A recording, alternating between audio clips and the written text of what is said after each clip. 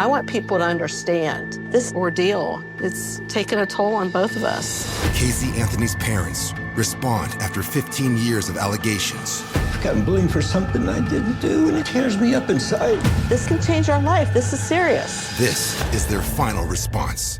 The test is about to begin. Please remain still. Casey Anthony's parents, the lie detector test. Watch now, only on A&E. And watch next day on the A&E app. Luxury is meant to be livable. Discover the new leather collection at Ashley with premium quality leather sofas, recliners, and more, all built to last. No matter how many spills, scuffs, or pet-related mishaps come its way, the leather collection at Ashley is made with the durability you need for the whole family. Shop the new leather collection at Ashley and find chairs starting at $499.99 and sofas at $599.99. Ashley, for the love of home. You can support this podcast at patreon.com/partnersincrimemedia. Kevin, look at this hair. Oh, it's beautiful. Has it not been revolutionized? It has. It has, because of the way that I'm coloring my hair with gorgeous salon quality hair color delivered right to our door on my schedule. You listeners can join the hundreds of thousands of women like me who have tried and who love Madison Reed. Let me touch it. Go ahead, touch it. Visit madison-reed.com and get 10% off plus free shipping on your first color kit with the promo code CRIME. That's madison-reed.com. Use promo code CRIME. Don't make it weird. Hey, Kevin. Yes, Rebecca. It's a good time to remind our listeners to sign up for Stitcher Premium, eh? Yes, Stitcher Premium is the service where you can get hundreds of your favorite podcasts and exclusive content like bonus episodes of WTF with Mark Maron, Comedy Bang Bang, and many others. And our other shows, These Are Their Stories, and HGTV and Me, a week early without ads, plus our exclusive podcast that's only available on Stitcher Premium called Married with Podcast. with Podcast. Go to StitcherPremium.com/crime and use the code CRIME at checkout. Get a free month. Check it out. You will love it. That's StitcherPremium.com/crime and use the code CRIME at checkout.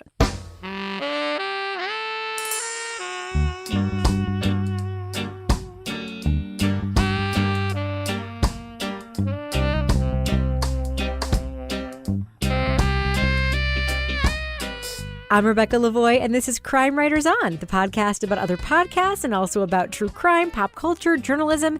And this week, we are back from our holiday break. What were we watching and listening to while we were away? Probably the same stuff you were. Then we'll dig into a podcast looking to expose the story behind a Kentucky political demagogue and the tragic result that coincided with that podcast's release.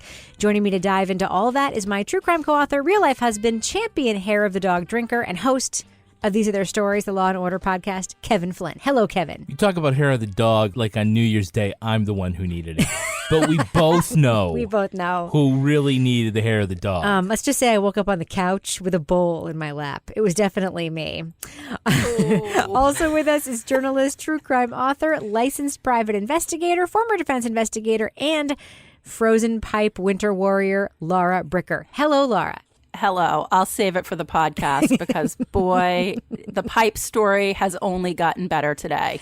Also with us finally is the man so skeptical he probably doesn't even believe in frozen pipes, the author behind the City Trilogy and co-host of the Radio Free Dystopia podcast, Toby Ball. Hello, Toby. Hey, I believe in frozen pipes so much that last night I went out and bought a portable generator. Ooh. Oh. Yeah, jealous. Welcome to New Hampshire. We're actually waiting for our generator. We had a quote for a generator months ago, and or we had somebody come out to give us a quote. They never delivered the quote. So now we actually have all the wiring ready to go, but no actual generator. We're screwed. We're totally screwed, right, Kevin? Yeah, what is this? Winter Storm Grayson? Yes. You have to name all the storms now? Yes. Laura, what are your feelings about the upcoming winter storm known as Grayson? Of course, by the time this podcast comes out, people might just think it's ridiculous that we're even complaining about this shit. But Laura, what do you think of Grayson coming our way? Well, I have to say, y'all haven't heard me swear in a while, so I fuck this. I mean, we've had frigid cold temperatures for the entire week of vacation, culminating today with I haven't been able to get my washer going. Mm-hmm. And so I was I tried to get it going today, and then I was doing a phone interview, and all of a sudden I heard this sound rushing, gushing water, and I was no. oh shit. shit. And I'm on the phone with this guy who's like the finalist to be our next superintendent for the schools. I go running in the other room. I go, oh shit, my husband's going to kill me. And I'm like, I got to go. There was water coming through the ceiling, water everywhere. So in addition to that, we're almost out of oil, and the oil people won't deliver right now because they're so backed up. Like, so they're not delivering until Saturday. So I'm afraid that, yeah. So Fireman Ken has been pouring diesel fuel into our oil tank. Oh, to keep us going. Yeah. It's been a fun week. Is that a thing you can do? But Is that a firefighter approved method? Well, he would know. You know what? I was concerned about this, and I didn't really believe him. But then I was listening to NHPR this afternoon, and I heard Perry Plummer, who used to be the fire chief in Dover, who's now like, I don't know, head of something for the state. And he said, actually, that's a good way to get by. So I said, okay, good. We're not going to blow up. That's a good thing. Wow. Yeah, you wouldn't want your husband, the fire chief, to really fuck that up really badly. Well, I was skeptical because I was like, what are you doing out there? He's like, oh, it's fine. It's fine. And I'm like, really? Because it looks a little sketchy. Laura, didn't you also try to go on vacation to your like little vacation condo and the pipes there were frozen, so you had to abort that trip too? No, we got that going. We put some space heaters around, like down where the connections came in. Yeah. Wow. And we had water there. It was a fun time. And I got sick this week. Oh, well, the only so far, I mean, knock on closet door wood, I'm sure we're going to lose power or something because we couldn't get that stupid generator. But the other thing that happened to us this week because of all of the Arctic cold temperatures, and for our listeners who live in warmer parts of the country, it has literally been like we wake up in the morning and not the wind chill, but the air temperature where we live has been like 15 below, 20 below. It's like Antarctic. It's like really, really, really cold. It's like I went outside the other morning with my contacts in and my contact lens froze to my eye. I had to come home and like peel it off. It was terrible. Anyway, we had we have like an exterminating service because of the occasional dead mouse smell we'd get down here in Studio C as well as in other parts of our house. And they happened to come last week and like rebait all the traps. And of course, the minute it gets cold, yeah. The minute it gets cold, like all those poor mice run inside for shelter. And so our house now smells like a lot of dead mouse. It smells like a morgue. Yeah. It smells like a mouse morgue. It's terrible. Every door you open, you are just with a wave of dead mouse smells. Country living. It's country living. It is, yes. Yeah, Felix the cat got his first mouse this week. Smells like Ed Kemper's backyard. Smells like John Wayne Gacy's basement. Yeah. What about you, Toby? How are you faring the storm? It's going to be an ice tornado is what I hear. Ice tornado, yeah. It's bombastic or something. So, yeah, I went and I dropped like $1,000 on a generator. You know, I got that set up this evening before podcasting. Yep. And school's already been canceled, waiting to hear about the university. So, yeah, I'm ready for it. So if we're not here next week, guys, it's because we all died. Yeah. Hey, if our listeners can hear this and they know we were somehow able to cobble up enough power or battery power to get it out. To edit it. Yeah, to eventually get this. Here's the whole thing is that like it world. takes me like 5, 6, 7 hours to edit the show sometimes, and then also uploading it. That's all because of Toby. Well, also it's also uploading. I'll try to make fewer mistakes this time. It's also uploading it and on the time that takes, and like you need a really good There's a internet lot connection. of tech work that goes into this. Yeah, it's not just yet. So if this comes out on like Tuesday, sorry guys. Now you know why. Whatever day you downloaded this, that explains exactly how bad it was. That's right. That's right. You never know. It could be just fine. It could be just. It could just be at Toby's they just house. curtailed operations, Toby. Oh, at UNH? Due to weather conditions, the University of New Hampshire will be curtailing operations. I'd hate for there to be no learning going on at UNH. Only priority personnel should report. Is that you, Toby? Yeah, no. Can I say this? At where I work, my parking lot, they have a giant snow pile right on my space. That sounds about right. Yeah. I mean, just with everything else. Did you guys ever watch The Office, Laura and Toby? Yes. No. You remember Toby at The Office, like that beleaguered, like Toby HR Flenderson? guy? Pretty much. Yeah. Who wanted to have a true crime podcast? Yes, that might be on our podcast. You might be the Toby of our podcast, Toby. But at his job, Kevin is the Toby of his job. Yeah. Like, hands down. So you have a giant snow pile in your parking space? Yeah, I'm parking in visitor parking right now. Jesus, it's lovely. You know, a few years ago, we had, was it 2 years ago when we had so much snow? There was this huge pile of snow at one of the UNH parking lots. It's actually the one I park in.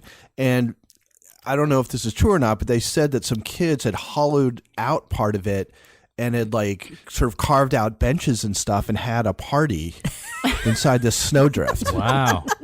I can see that happening. Yeah. Yes. Laura, is that the kind of thing you would have done when you went to school at UNH? It actually was something I might have done at UNH, including stealing the trays from the dining hall and thankfully not getting splinters in my butt from, splintering dining hall trays. Wow. New Hampshire life, guys. Little slice of New Hampshire life. And yes, Kevin and I do sleep with twin water bottles at night under our comforters. It's really comforting to know that the second largest city where our listeners come from is Los Angeles. That's right. Screw you guys. Yeah. Screw you guys. And your quote-unquote fires. And your quote-unquote earthquakes. Yeah, earthquakes. I mean, you guys could fall into the ocean at any minute. Yeah, this is us bitching. Exactly. It's cold. Exactly. We definitely don't have it as bad as the poor fire victims. So we should, you should feel grateful for that. Even though we might all be dead tomorrow. Okay, so one quick listener note. Next week, one of the things we're going to be talking about next week is the series Wormwood on Netflix. But we would also love to hear what you would like to hear us review. So please send us an email at crimewriterson@gmail.com and let us know, is there a podcast, a miniseries, a TV show, or other media item you'd like to hear us talk about relating to true crime, fictional crime, or some other thing close to that wheelhouse? We're a little bit loose here at Crime Writers On. So if there's something that you want to hear us to review that you think is just spectacular or is so bad you just want to hear us talk about it, send me a note at crimewriterson@gmail.com. So on that note, we haven't talked for a couple weeks, guys, and I know we've all been consuming a lot of media because we all always do. And I'd love to just do a quick round robin and hear from you guys. What is the best thing that you listened to or watched or read or perhaps went out and saw during this couple weeks of holiday break? Laura Bricker, I'm going to start with you. What's the best thing that you listened to, watched, read, or saw? Well, I'm going to go back to something that we have talked about before because, as you guys know, I think I've talked about Firefighter Ken usually bitches and complains about all the British shows that I watch. Yes. And then over Christmas break, I was watching The Crown, and he's like, that show's not too bad. So we rewatched The Crown from the beginning and got everybody on board. And then I became so obsessed after watching it, I started watching any BBC documentary I could find about the, recent history of the monarchy. And then I really went off the rails and watched this show, a documentary about the Harrow School in London, which is a private school, very upscale, kind of like their version of Phillips Exeter, where I live, where they have to wear these ridiculous straw hats all the time. So now I know more about England, should I decide to make a move, than I ever needed to know. But I would like to say it was momentous that I got Firefighter Ken on board with something I was watching. That's great. I'll tell you something. And Uncle Wall. You know? Laura, I was so into The Crown that I went to go see that Winston Churchill movie with Kevin. You wanted to see it, Darkest Hour.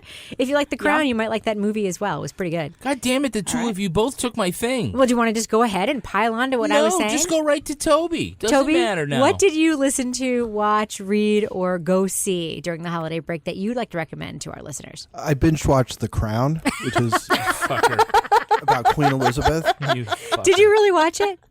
I'll tell you what. I watched I feel like I watched every other episode. I feel like for 4 episodes because my wife is watching it, and then every once in a while, I'd be around while she was watching it, and I liked it, but it's also super long. I don't know, and there's a lot of sports on television that was getting in the way. So it's the best thing I watched is probably the Washington Wizards beating the Boston Celtics. Okay. And I'm reading a book called The Templars, which is a history nonfiction book about the Knights Templar in the Middle Ages. It's pretty good. It's interesting. I don't know if I'd recommend it to everybody, but if you're into the medieval history, well, if you're a dork, and you're really interested in non-state actors throughout history. It'll probably be right up your alley. Yeah, probably not up mine. Thanks. Weren't they featured in one of Dan Brown's novels? Yeah, I feel like they were. Yeah, there's a lot of conspiracy theory stuff about them, and that's not what this book is about. they ended up, I'm not going to get way into it, but they ended up having a ton of money, and a lot of people, including, royal families, owed them money. So I think that kind of led to, bad feelings and rumors. Huh. I thought they were the Illuminati based on the inaccurate history I've learned only from Dan Brown. Yeah. Kids, don't learn history from Dan Brown books because it's all bullshit. Kevin Flynn, do you have something else besides The Crown that you'd like to recommend to our listeners they check out? I saw The Last Jedi. Mm-hmm. And although, I'm a big fan, it was good, but it wasn't great. Mm-hmm. I had some problems with... the busyness of it? No, just kind of, for those who haven't seen it, I don't want to spoil anything, but, it just was like they were literally going in a straight line. Mm. And, plot-wise, spaceship-wise. It was an homage that way. It could have, it was more like Battlestar Galactica. It was an homage to, I think, the reboot that of Battlestar one episode. Galactica, yeah. But, I don't know. I thought it could have been better, but there were things I liked about it. How did you feel, Kevin, about the Luke Skywalker reboot? The reboot? A lot of people are upset, including Luke Skywalker did not like the way he was portrayed. Yeah, it was okay. Luke Skywalker had always been very earnest. Right. And just like, I have to get these converters to Tashi Station. Whatever it was, he was always very... To see him be curmudgeonly was weird, right? Yeah. That's, but they're going to call it The Last Jedi, so he's kind of like... peace out, motherfuckers. Well, we watched something last night that I want to recommend to our listeners. And I know we are not like new to this game. We're like very late to this game. We haven't watched as much of it as I think other people have. But the first episode of season 4 of Black Mirror, which is an anthology show on Netflix for the 4 of you out there who haven't heard of it.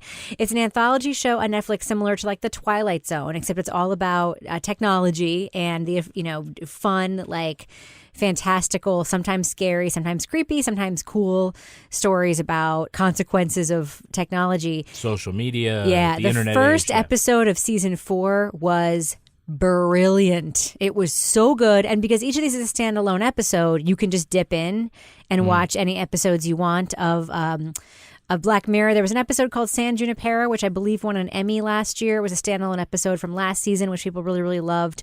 But anyway, this first episode, it is an homage to Star Trek, but it's really a commentary on Silicon Valley workplace stuff and also sexism and like a lot of really interesting other themes, misogyny, and it's just great. It's fun. It's funny. It's got great casting. That actor who looks just like Matt Damon but isn't, who was in all Breaking of Bad. Breaking Bad. I don't remember his name. He was in Fargo. Yeah, he was in Friday Night Lights, I guess. Yeah. Yard Sale Matt Damon is yes, he's in it. The mother from How I Met Your Mother is in it, and then a lot of actual other well-known people are also in it. But let's just name the people we can't actually name. Yeah. Anyway, check Black out the Hat first guy from House of Cards. House of Cards. Yes. No, from Westwood. He was also in Westwood, and he was in House of Cards. Yeah, this is about as good as we can get. It's like we don't know any of their names, but that's how we describe them. It's a bunch of hey, it's that guys. The Black Hat guy, the mother from How I Met Your Mother, and the guy who looks like Matt Damon but isn't.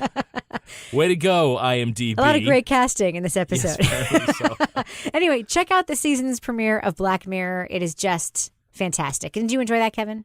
It was good. I loved it, yeah. Yeah, it was super duper good. Okay, moving on. We have some listener email to address. We haven't done this in a while. Kevin, do you want to read, I don't know, you could call it either love mail or hate mail, whatever you like. Read one of those things. Love, hate mail. All right, so our first email that we got was from a listener named Alexander. He wrote a long email about our commentary about the Netflix series Godless. He disagreed with a lot of our points of view, particularly on gender, race, and some of the casting. I think he disagreed with like all of our points of view then.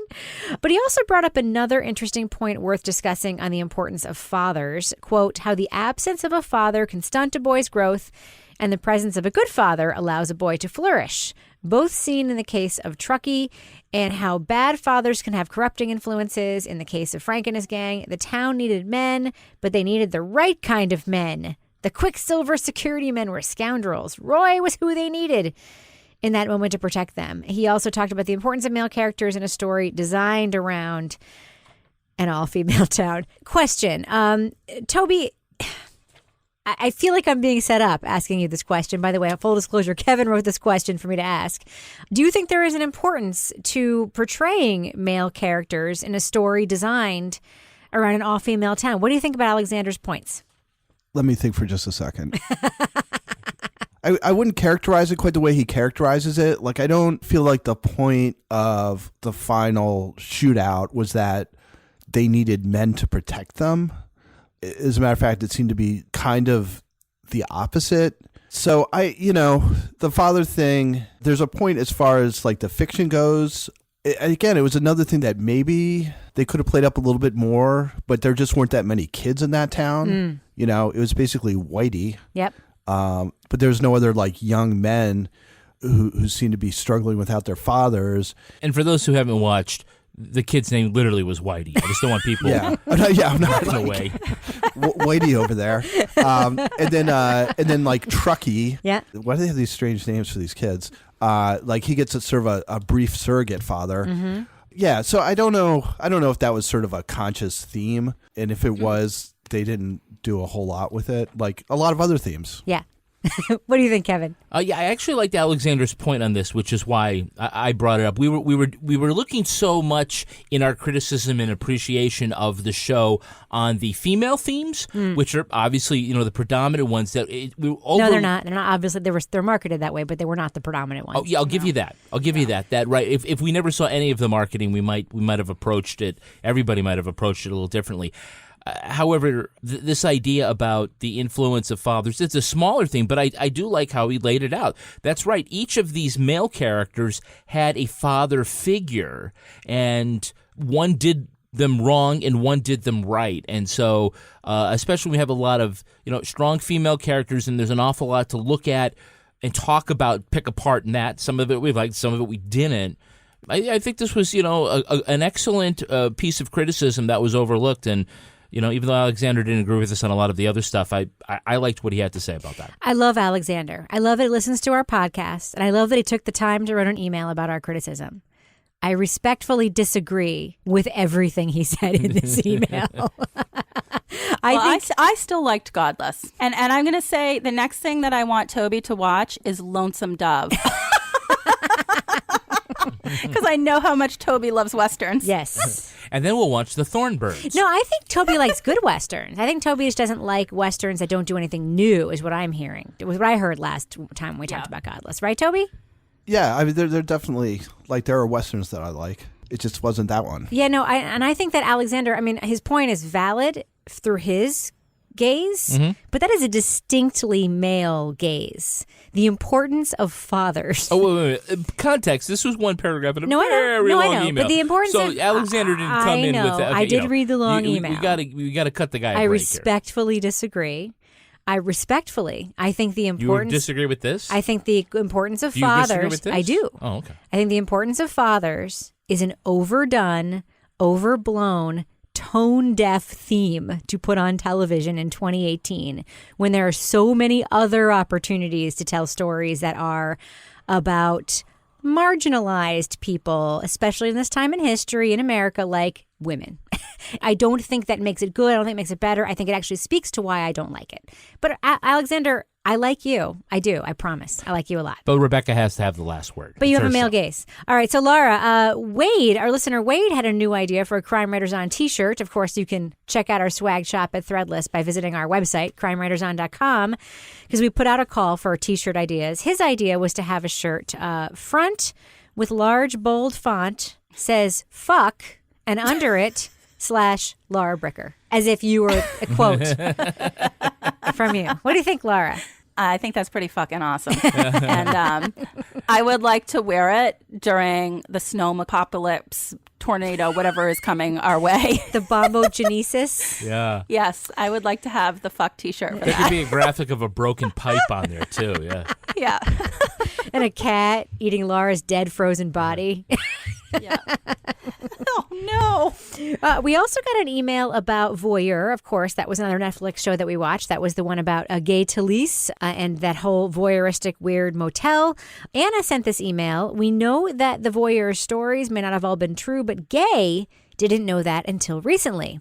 I am just wondering, she says, why Gay never alerted the authorities about what was happening, saving hundreds of people from humiliation, and what you think about this from a journalistic perspective. Kevin, thoughts? Okay, one, why didn't he tell people? Because it's a great story. He wanted it. But does he have? Okay, does he have a legal responsibility to report this? I don't know about in that state. In our state of New Hampshire, no, he doesn't. He doesn't have a legal responsibility to report a crime if he's not the one who committed it. Except, wasn't he also like in the crawl space looking at stuff with the dude? Like one time, I don't know. But no, I mean, I think that if you were to sit down with the heads of most journalistic organizations, that they would tell you that while it may be distasteful, no journalist does not need to rush to the police. In fact, what he ended up doing is what he was supposed to do, which is report the story. Right. Now, if you think about other great way to look at this, and another way to sort of look at it is think about other investigations which exposed crimes, like the Jinx is the perfect example. The Jinx, or let's take it away from murder and all that stuff. Let's say like investigative reporters who go into places where animals are being abused, and they get footage, and then that footage comes out, and that place gets shut down. Or an investigation, I think that NPR did a couple years ago about like working conditions in grain silos, which sounds like, what is that? But like, it was so fascinating. They're able to show by going into these workplaces that like people were dying, getting like crushed in these grain silos. The only way to get that out there is to report it. If you like went there, found out the thing, and went to the police, like the likelihood that anything would happen would be much less than if you report it and then the regulations get changed and then like things change. Right. So that's kind of the standard. I think we're going to have a good discussion about investigative journalism later tonight. That's true. Toby, what are we going to say? Well, it also seems like in certain instances, don't you guys have, I don't mean you personally, but journalists in general, don't you have sources and stuff who are criminals, but you need to, you can't just turn them in every time? Yeah, not frequently, but sometimes. Sure. I mean, people who are involved in any leak that has ever exposed anything, the person is complicit very often in some way in the thing that they're exposing. So, yeah, I mean, that happens all the time. Yeah. No, absolutely. Yeah, protecting your sources is a big deal. And then I think we're going to talk about that when we talk about Wormwood. Absolutely. Absolutely. So Beth also wrote an email about Voyeur. She said, I believe it was Rebecca that stated something about Gay Talese being a baby boomer. However, I am one and Gay is not. He was born in the 30s. Which makes him a member of the silent generation. I guess he didn't get the memo. Very funny. Beth, you're right. I'm sorry. And sometimes I'm very rough on boomers, and it was unfounded in this case. I should have been rough on the silent generation. All right. So that ends the segment of love/hate mail from this week. One more piece of business we really need to talk about. The finale of our favorite fake true crime podcast, Done Disappeared, came out during the break. And for listeners who may not have listened to it, we are going to talk about it. So listen to it quickly and then come back. It's only half an hour long. John David Booter solved the case of Clara Pockets. But before he did so, he did the ultimate drive test. He became Clara Pockets to try and figure out what happened to her. Toby, what did you think of this innovative and really, really brave investigative technique that we heard John David Booter undergo? I felt like I'd seen it before in the Pink Panther movies. But I do think he took it to a whole different step by running into his former girlfriend. It was farce, but it was also tragedy. Yeah. And that's, I guess, what pulls on the heartstrings. What do you think, Laura? You are the resident Nancy Drew, private investigator on our team. What do you think of the technique he employed here in order to investigate what actually happened to Clara Pockets? I think I'm going to put that in my investigative toolbook from here on out. So don't be surprised if I go undercover in the very near future. As like Kevin Flynn, perhaps? I don't know. Oh, my goodness. I love the description where he bought it was like a sweater dress with a jumpsuit underneath. And he had to buy the thing and stretch it out in the door frame so it would fit him, and then put her earrings through his unpierced earlobes. Oh, that was... Kevin, were you surprised that John David Booter was actually able to solve the case of Clara Pockets? solve the case because there was a press conference. Yes, I can't remember if it was that episode or the penultimate episode where he said it's not that I haven't found Clara Pockets. It said we haven't found Clara Pockets. I just think from start to finish, this was very clever. And right, Toby's right. It's farce and it's sharp because it really sort of picks at all of the things, including us, in a great way about the things that we like about podcasts and about sort of the pitfalls of what can sometimes be pedestrian investigations. Yeah. I really liked the press conference at which the sheriff, in fact, gave him credit for saving the town. He saved the whole town. Saving the case. Laura Bricker, what do you think John David Butter should do next? Should he do a second season about the Clara case? Should he do a whole new story? Should he hang it up like Beverly Sills retiring from opera singing? What do you think? Oh, no. I think that the right story is going to come to John David Butter. What that story may be, I'm not sure quite yet. But I think we're all going to be shocked and awed when we find out. I'm kind of hoping he does like a Kickstarter. I'd love for him to come back, yeah. Kevin, I was really moved by that beautiful song about Clara Pockets that played at the end of the podcast. Nice. I actually thought it was a good song. Not going to lie, I thought it was a good song. It's on the iTunes charts right now. Kevin, my question for you, is Clara Pockets inside of you? Like Tinkerbell, if you just believe. Yeah, I'm not sure if Clara. I think either goes in this podcast. At this point, yeah. I think Clara Pockets is not inside of me, but what is inside of me was that great meal I had from HelloFresh. Oh! HelloFresh is the meal kit delivery service that shops, plans, and delivers your favorite step-by-step recipes and pre-measured ingredients so you can just cook, eat, and enjoy. So with HelloFresh, all the ingredients are delivered right to your door in recyclable, insulated packaging, and it comes pre-measured so you know which ingredients go into which recipe because they're all labeled the right way. Exactly. It's very accurate. Yeah, very accurate, right. So now they have a wide variety of recipes that change every week and different kind of plans. So they have the classic plan, which comes with a variety of meat, fish, seasonal produce, but they also have the veggie plan for our vegetarian friends. And our vegetarian friends. They're for our friends. You make it sound like they're from another planet, like our Vulcan friends. I should be, you know what, I'm considering being a vegetarian friend because I have eaten no vegetables in so long that it sounds appealing. Well, then you might like that. But you know what you might actually like, Laura, is the family plan. Because it's quick and easy meals that the whole family will love. And also you can choose the delivery day that best works for your busy schedule. So if you know that on Mondays you're out repairing your busted pipes and you won't be able there, to pick that up and bring it inside so it doesn't freeze. On Tuesdays, her husband's killing her, so she can't because of the pipes freezing, the laundry machine. Right. Wednesday's the day you're going to have the diesel fuel fire. Thursday's the perfect day. You pick it. And look, you won't spend all night in the kitchen because these recipes take only around 30 minutes, and there's a lot of one-pot recipes for the seriously speedy cooking and minimal cleanup crowd. So each week there's a 20-minute meal on the classic menu where you really don't need more time than that. So we love cooking with HelloFresh because the recipes are simple, and I can follow those step-by-step cards because I didn't go to culinary school. And our teenagers love the male food, as they call it. The male food. It's always the best. Is great. Now, for $30 off your first week of HelloFresh, visit HelloFresh.com and enter promo code CRIME30. CRIME30. For $30 off your first week, go to HelloFresh.com and enter promo code CRIME30. What else you got, Kevin? Well, our next advertiser sells bras, so Rebecca, you're going to read it. Oh, my. All right, when it comes to bra shopping, it's all about finding the right fit for you, Kevin. Not for me. And there's only one lingerie brand that offers bras in sizes AA through G and half cup sizes, and that is Third Love.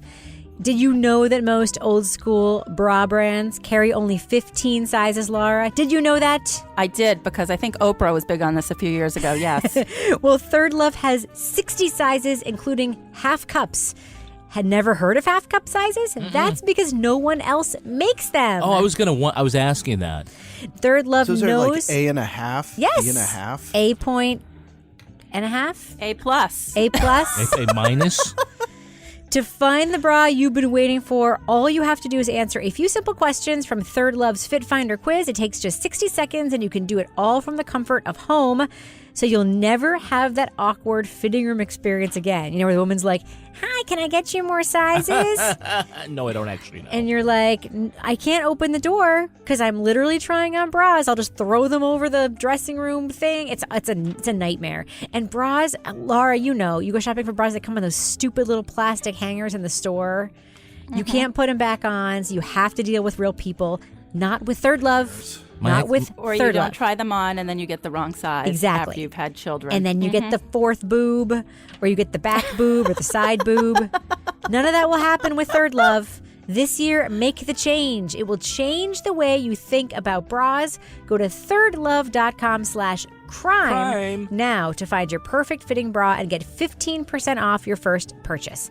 That's thirdlove.com/crime. Thirdlove.com/crime. How'd I do, Kevin?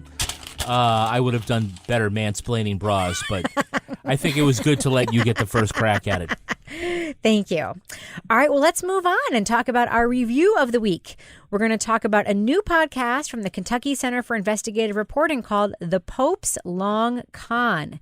In it, reporters track down inconsistencies in the backstory of Kentucky politician Danny Ray Johnson. Over the years, he's told people he was a chaplain to 3 presidents, a first responder at Ground Zero, and the Pope of his own church. The podcast also uncovers questions about the many crimes Johnson committed and allegedly committed, and delves into why authorities didn't take more action. Now, in order to avoid spoilers, if you just want to hear our review of the Pope's Long Con, look at the show notes where I will put the correct timestamp this week. Oops. So you can fast forward to just the review part. Sorry, listeners, I inadvertently revealed to our fast forward headers that died in Godless the last time I did it. God damn it, you just did it again. But this time I will put the correct timestamp in, so you can just go right to the part where we say thumbs up or thumbs down.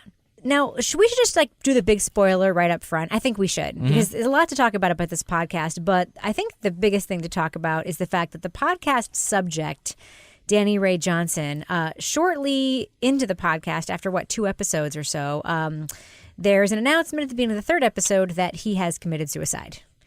And I think the podcast was in the can and ready to go. So they just play the podcast as it was and make that announcement at the beginning of each episode. Kevin, how do you feel about how they handled that? Man, what a difficult position to be in.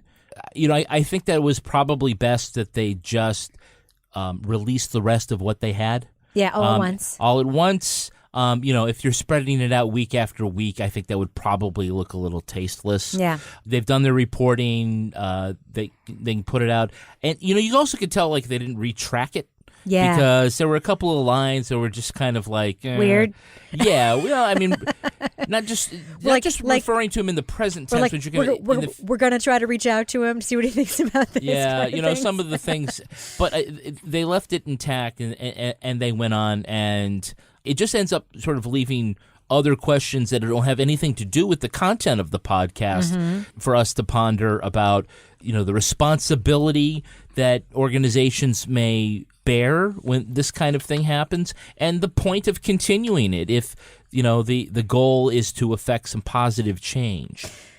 I think there was more about the story that was outside of him. It was about him, but it was more than about him. But institutions around him. Right. Yeah, okay. But my question now is, Laura, do you think the way they handled it worked, or do you think they should have changed some of the tracking in the actual show? What do you think, Laura? No, I think it worked. You know, I think they had to release it. I think if they hadn't released it, that would have been bad. I think that they had the story, they had done the research. Unfortunately, the way I looked at it was nobody had ever called this guy out on his bullshit and his ridiculous stories until this, you know, really in such a way as they did in this podcast. And, you know, unfortunately, it seems like that, you know, he really didn't handle that well. I don't know if that was very diplomatic, but it's just, as journalists, you know, they knew that their story was accurate. They had devoted a lot of time and energy and research to speaking with people. They had, done a lot of legwork. They had the product, they had it done. And I think that the statement that they made was, very straightforward, didn't inflame the situation. I'm sure there's people that were upset that they did release it because they're blaming them for his suicide. But at the same time, it's the facts. Yeah, it's funny because I actually have no problem with them releasing the story. And I'm sure there were other pressures that made it so that they didn't want to go back in and re-record, reproduce some of the stuff that was already in the can. Mm-hmm. I'm sure the Kentucky Center for Investigative Reporting, if they're like every other Center for Investigative Reporting, local Center for around the state, is a tight, small organization with limited resources. I think that there were just times when, as a listener, you knew what had happened. There were moments that you were taken out of what was a very interesting story because you knew what happened. Right. I may have handled it just slightly differently, even just by, pausing the podcast at those moments in the show and saying, of course, this is different now because we know, you know what I mean? There are ways you could have done it without undoing and redoing your work. But let's just talk about the actual subject of the podcast. Danny Ray Johnson, Toby. This is a really relevant, very, very timely story. And you wrote to me that you think the easy question is, how could people be so gullible as to be fooled? But there's a tougher question here too, right? Yeah. And I think it's come up on our podcast I think Dirty John is similar in some ways, but it's like, why do people constantly believe what they want to believe despite what seems to be clear evidence or just common sense screaming at them that this has got to be complete BS. For somebody, for instance, who's in his congregation, what would lead you to believe that he was at the LA riots, that he set up a morgue at Ground Zero and personally blessed everybody's remains as they went by him? Plus he was the chaplain for both Bushes and Clinton. Plus, it just goes on. And it's like, there's no way. I mean, it's got to be bullshit. So what would make you kind of go along with that? Because it happens again and again and again. And I think, I guess we'll talk about Slow Burn again in an upcoming week. But that's another, one of their recent episodes comes out about people who are sticking with Nixon, and it just seemed like evidence it didn't make any difference into how they saw him. Right. And as we'll discuss in Slow Burn, people just say it doesn't matter what they say he did. What matters is what he'll do next. What matters is who he is. That's that's the question, and I think that's a difficult question to answer. Right. Kevin, was Danny Ray Johnson just a lying con man, or was he a threat to the public interest? Meaning that he was worthy of an investigation? Yeah.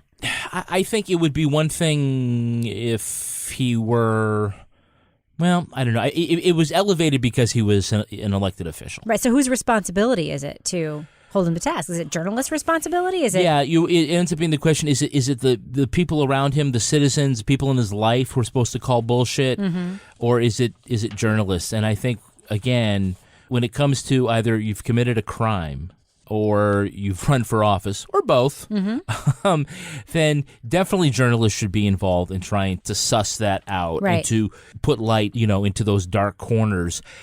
A guy who just, has these stories over and over throughout his whole life. It does. One of the things I really didn't get is whether somebody answered the question about how much they believed of what he said, right? And how much they thought he believed of what he said. Right. Was he delusional? Yeah, I mean, he obviously was not telling the truth. He was a liar. Right, but there's sort of does he know he's not telling the truth? Right. You know what I'm saying? Yep. Look, we're a very smart audience. We can talk about subtleties here. So I'm going to, let's be subtle for a second. This was a gentleman who was not 100% mentally healthy. We know that because of how he died. But we also can see that in his life, in the way that he acted, and that with all of these, whether they be fanciful or whether they be part grifter, these different stories that just don't make sense. He embraced that, and that's not something that somebody who's altogether there does. Right. He definitely had a lot of the hallmarks of like somebody with like a borderline personality disorder. Right. Or narcissistic personality disorder, or both. Yeah. I don't mean to speak ill of the dead. Listen, and but can we just, know what, let's just let that go. I mean, Okay. I don't want to be insensitive. I don't think any of Danny Ray Johnson's family members are listening to this podcast, but if they are, I'm sorry if this sounds insensitive.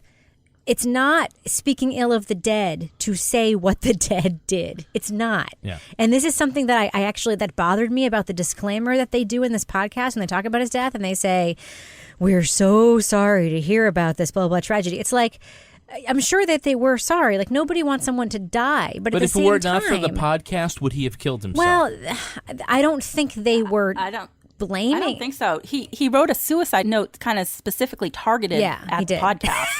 He did, but it wasn't their fault. They just said what he but did. I think it was worthy of mentioning. Right. Maybe you don't like the way they handled that, but they had to address it. But that goes back to what you're saying about narcissistic personality disorder, and it's something I've done a lot of research on.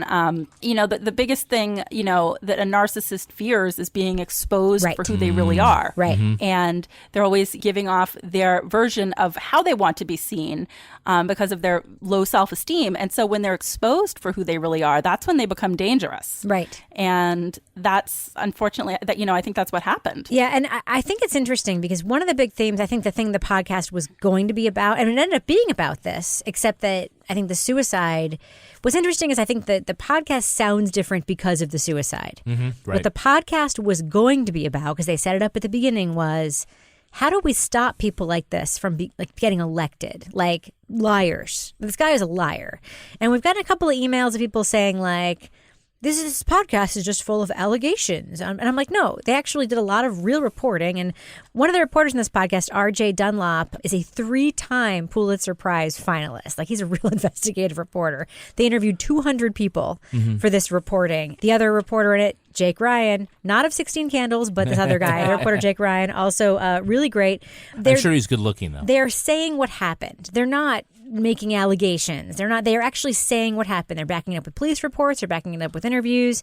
They're showing. They're not, asking us to draw conclusions. But what I think they were trying to do here was like, how does someone like this get elected? Because the interesting bits at the beginning are like them talking to the Republican Party people and the Democratic Party people and the candidate that opposed him.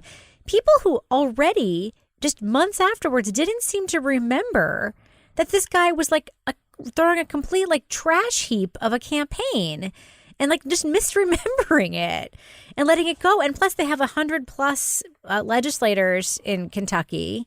It's like very similar to what we have in New Hampshire with our like 400+ person legislator plus 24 senators. There are stories that come into my newsroom I know about like that 1 or 2 like crazy state reps. And we tend to say like, we don't have time. We don't have time to cover that what that one guy said, that bill that isn't going anywhere. That's about, UFOs, like aliens shouldn't be allowed to marry Americans kind of thing. Like, we don't have time But that guy to who's that. doing the porn stuff. Yes. Yeah. Like in Laconia or whatever. Yes. I mean, some of it does rise to that level. Yes. No, some of it does. We actually had a state rep who resigned today. Right. And in the case of Johnson, we do have, we have these allegations about what's going on in his church. And I do think, one of the highlights of this podcast was the discussion with his victim. Right. Oh, you mean the sexual assault victim? The sexual assault that victim. Was... Laura, what did you think about the reporting done there? Because they talked to this victim who did go to the police, show she had filed an official report. And there is a difference there, right? Between putting somebody on in your report who, is just telling you something and then somebody who has also backed it up by filing the police report, right? Well, I think the thing that really struck me about this is that, having covered sexual assault cases for newspapers, the victims are never named. Even when you're in court and you know the name, they are never named. And so it was very unusual that she wanted to be named. They used her name. But at the same time, it really shed a lot more light on kind of explaining this situation and putting it into the context so that you could really understand what happened. Right. Because usually when you see these cases, you'll see like the indictment and it'll be like, so-and-so, initial, date of birth, the victim known by the person, and you'll have no idea what the context is of the relationship. And in this situation, hearing it had a ring of truth to it, the way that it was told, the way that the night unfolded, the way that this heavy drinking was going on, and but it also was a little disturbing the way that it was dropped and then brought back again, in terms of, it was very compelling listening, that part of the podcast. What do you think about that, Toby, the way that this podcast sort of makes a turn at that part? Is it episode 4 or so, where it sort of becomes this story about a man in power? So far before this, we hear he's an arsonist, we hear he's a con man, we hear he's a liar. And now we all of a sudden hear he's a sexual assaulter, one of his daughter's friends, a daughter of somebody who was part of his community who trusted him. What do you think about the shift that it makes, where it takes this sort of, Me Too turn? Yeah, I mean, that was something I thought a lot about, because in some ways it does seem like it's two stories that don't necessarily, I think you can tell either one without the other. Mm-hmm. I mean, there's this sexual assault story, and then there's this weird story about this con man, and the fact that they both have the same guy in common seems strange, and it does kind of bend the way the story goes, because again, it's like, how did this guy get elected? How does he get people to buy into his BS? What motivates him? And then suddenly it's like, whoa, he's molesting his daughter's best friend. It's weird. It's like a different story. So I think it's almost like you have to have two discussions about this, because it didn't feel completely integrated to me. And that's life. I mean, it's not like life is integrated, that one thing follows another thing.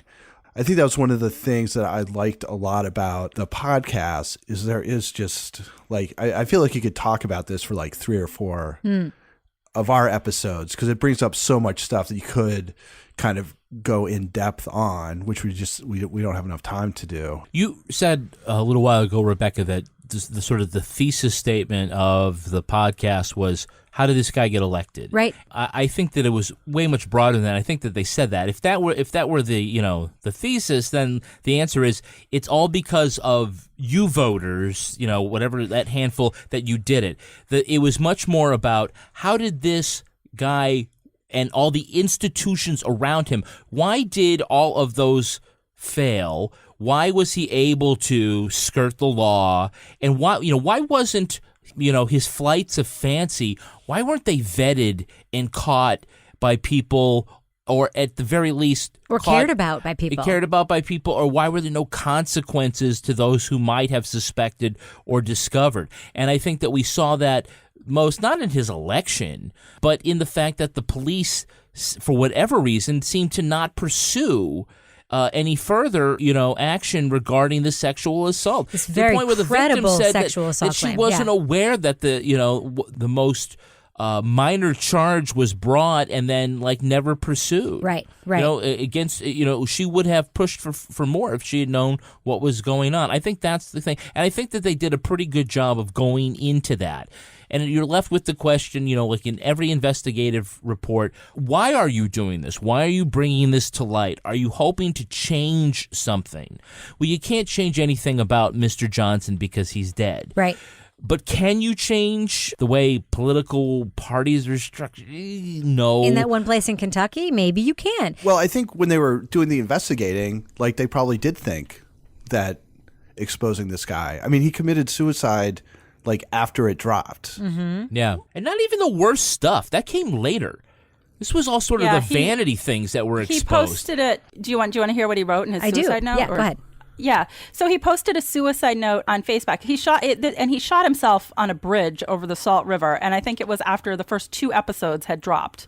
He called the accusations false and told conservatives to, quote, take a stand. America will not survive this type of judge and jury fake news, he wrote. Only 3 things I ask of you to do if you love me is 1, blame no person. Satan is the accuser, so blame the devil himself. 2, forgive and love everyone, especially yourself. 3, most importantly, love God. So I don't know, the fake news thing, I feel like, I don't know if I want to go down that rabbit hole, but I feel like that's a lot of that is definitely coming into play in this story, because when you're asking, how did this guy get elected after all this stuff? There's this distrust of the media that's going on right now in a lot of places. So it's like, even if they had exposed all the things this guy had done or said that weren't true, people would be like, oh, that's bullshit. He's the real deal or whatever. And they wouldn't care. But as they kept pointing out on the podcast, everything he said was available on his website, on Facebook, on his church website. All of his horrible racist He had videos. given interviews to papers. He made all of these outrageous claims. He said he was the guy who set up the morgue at 9/11, and like the people who like historians are like, nope, didn't happen.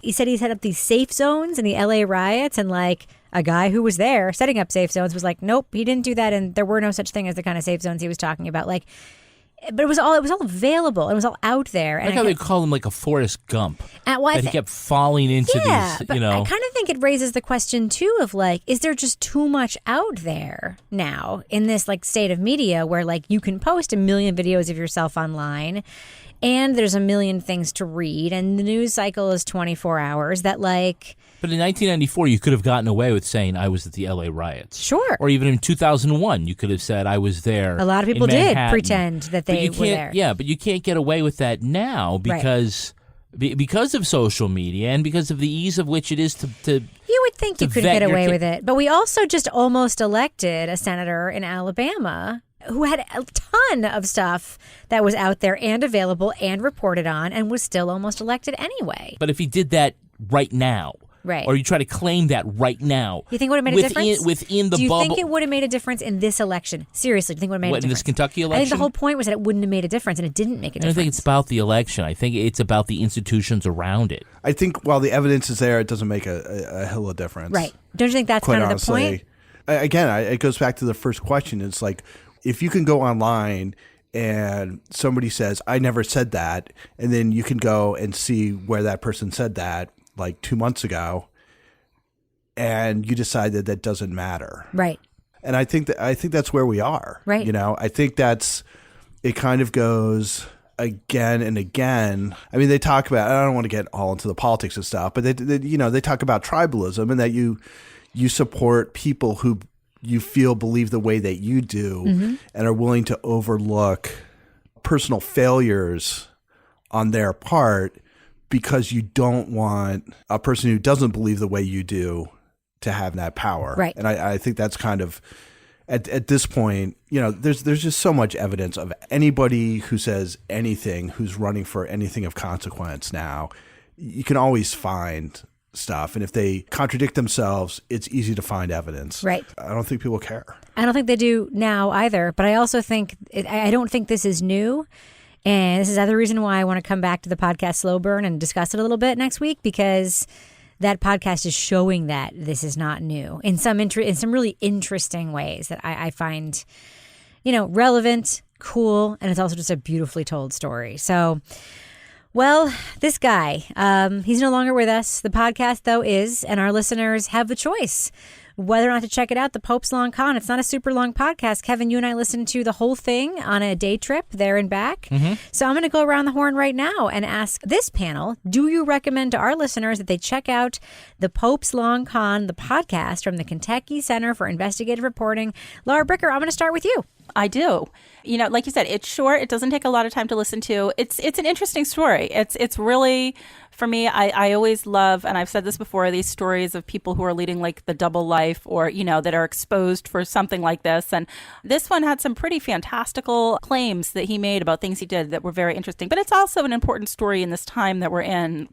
So I would recommend it.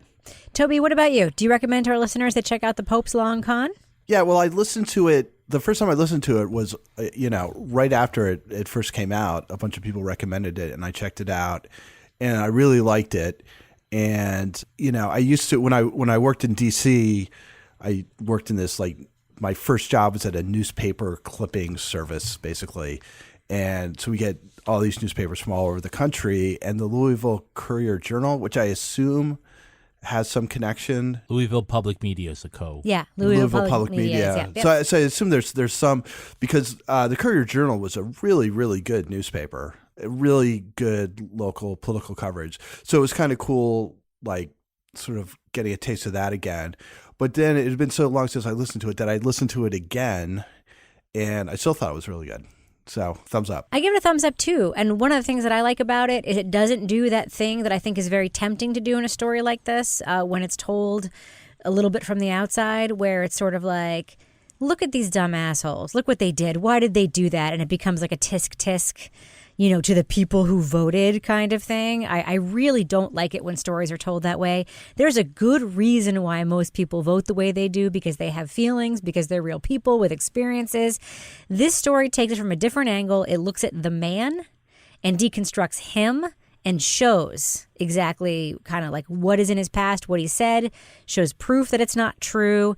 Does this really interesting deconstruction. It never once sort of says, why did these idiots vote for this guy? They don't take that approach. And I really appreciate that. It's respectful. It's well reported. And sometimes like shocking in a way that I really enjoyed. What about you, Kevin? Yeah, I'm also a thumbs up for many of those same reasons. I think it was a good investigation. It is hard to sort of separate the knowledge of Johnson's suicide and how that affected. I wish he hadn't committed suicide. Not just because I wish he hadn't committed suicide. Obviously, I wish, but it would have been so good for the story in some ways. You know what I mean? Yeah. Yeah. Yeah, but sometimes we've seen that in other podcasts where other outside sort of forces in real time sort of happen, and it changes. Happens in reporting. It happens in reporting, but if you can put that aside and listen to it, I think it's a solid report, and it does raise questions about how did this happen? How did were they able to pull the wool over so many people's eyes for so long? And it's about how do we appeal to the better angels of ourselves? How do we get better ourselves? Because you can get better by listening to many of the audiobooks at Audible. Whether you want to feel healthier or get motivated or learn something new, Audible has an unmatched selection of audiobooks with original audio shows, news, comedy, and more. Audible has all the audio content you need to start your year on the right foot. Yep. So if you're looking for things like, here's like some of the things that I will be listening to on Audible, that are like, good New Year's resolution things, to like help me with my fiscal issues.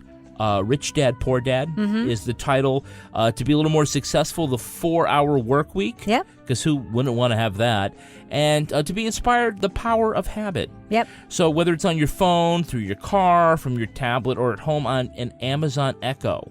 Yep. And walking around listening I listen to to Audible all the time. I listen to it on our home speakers. I listen to it in my headphones. I listen to it in the car. I listen to it at work. I listen to it all the time, as you know. Yeah, you can get tons of... I listened to 65 hours of Audible last month. We just saw it in the little chart in the app. Yikes. There was a chart. That's like a job for you. It's a job. It's a whole other job. Making podcasts, going to my day job, and listening to Audible. Those are my 3 jobs. Man, Audible. I love it. I love it. Yeah, so everyone can start their 30-day trial and get their first audiobook for free. Nice. Rebecca's first audiobook was about 700 ago. Pretty much. But you got that one for free, and so could you. You can go to audible.com/crime, or you can text the word crime to 500-500. You're kidding. That's so cool. Yeah, that's audible.com/crime, or text crime to 500-500. I hate like when the one's like, text to 500. Who's going to remember that? Just crime. Crime to 500-500. Very good. You get a 30-day trial, and the first book is free. You can do it with audiobooks from Audible. What else you got, Kevin? Well, I want to tell you about a new sponsor we have. It's FabFitFun. Ooh, that cool box. Yeah. I know about it. They are a seasonal subscription box for busy women to discover new brands and products for a life well lived. And they will give you full size, not those little sample size, not those little crappy, here, you could take this on an airplane size things, but full size fashion, beauty, home, fitness, and wellness products. So you get it 4 times a year for just $49.99, but there are also editor's boxes that are available for purchase in between seasonal boxes when they have like newly discovered items. Right. Laura, I know that you got a FabFitFun box and that you loved it, right? I did, and I am actually sitting here right now in this cold New England winter wearing the poncho that's super soft that came in my box. It's so nice and warm. I finally confiscated it back from other members of my family who kept wearing it, including cats, and dogs and other animals in the house. So it's great. And there was all sorts of really cool things in there. I have a really nice new giant coffee mug, which is helpful in the winter when I don't want to get up. And some really nice, it was like a coconut hair mask. So things are all kind of fun, especially when it was cold and yucky outside, to get this nice box with, all sorts of little tidbits hidden in there.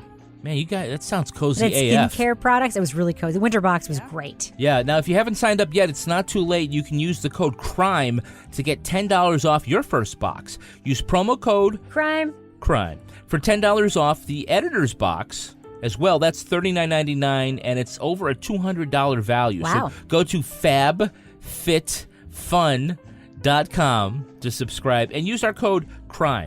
Try FabFitFun today. Go to fabfitfun.com to subscribe and start getting the box for a life well lived. Use promo code CRIME to get $10 off your first box. That's products valued at $200 for only $39.99. Again, go to fabfitfun.com and use our code CRIME to get $10 off your first FabFitFun box. Now it's time to move on to my favorite part of this podcast, a little something I like to call the crime of the week. How can you tell if your loved one is a psychopath? Do they pull the heads off of dolls? Do they torture children or kill animals? Do they spend days on end sharpening knives? Nope, that's not the way to determine whether someone is a psychopath. Scientists are drawing a straight line between taste buds and psychopathy. According to research done in where else? Australia. Test subjects were given a variety of foods and then given a personality test. Those that liked bitter tasting foods like dark chocolate, coffee, and gin and tonics, I'm getting scared, had malevolent personality traits. I'm the one who should be scared. Though the researchers provided no rationale for these findings, they did seem pretty confident that the test of just 1,000 people holds true. So watch out for your friends who enjoy Bombay Sapphire mixed with Schweppes and a lime. So here's my question for you, panel. Laura Bricker, do you enjoy a gin and tonic? Do you? Do you? Not anymore. And so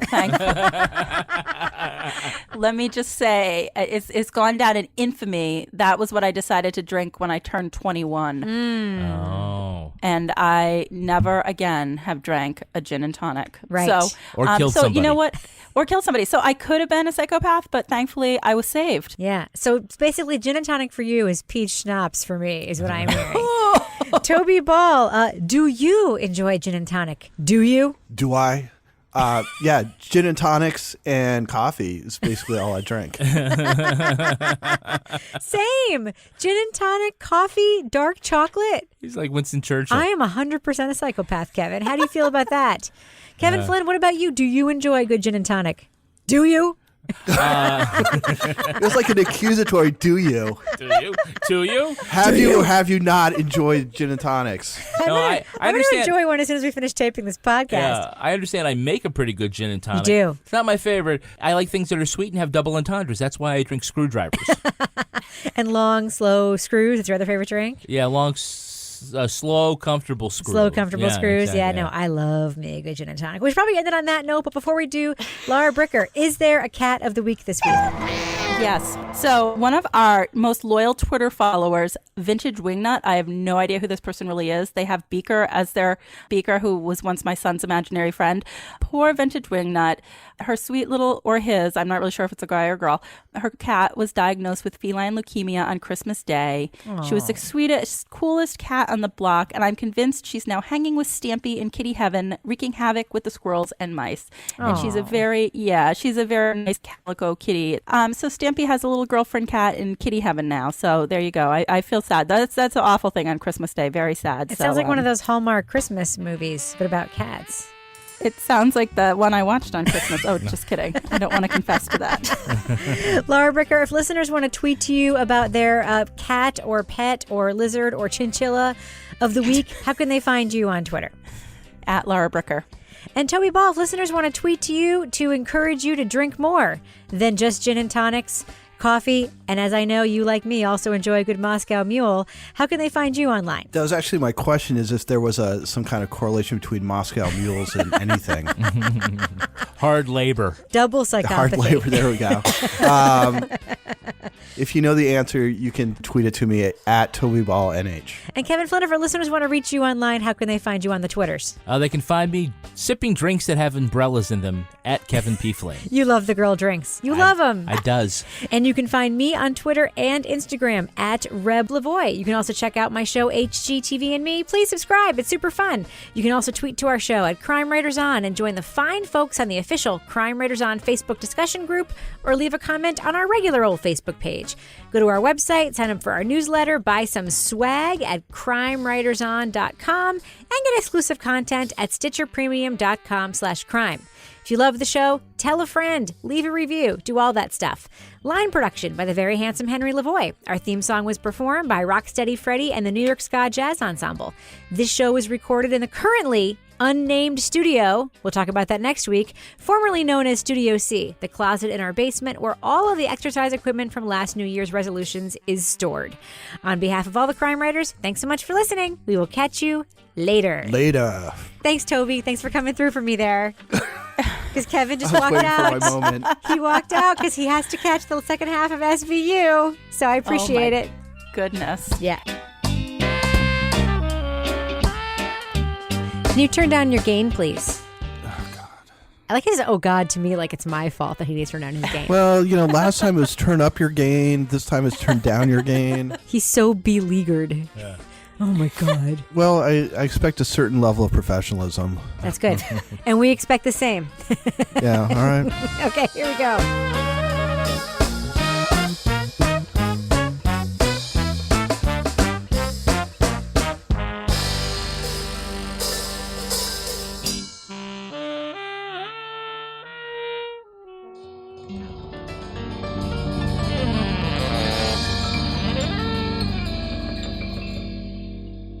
Partners in Crime Media. With 3 mattress models, the original Casper, the Wave, and the Essential, Casper mattresses are perfectly designed to soothe and cradle your natural geometry. Not to mention, the breathable design helps you sleep cool and regulates your body temperature throughout the night.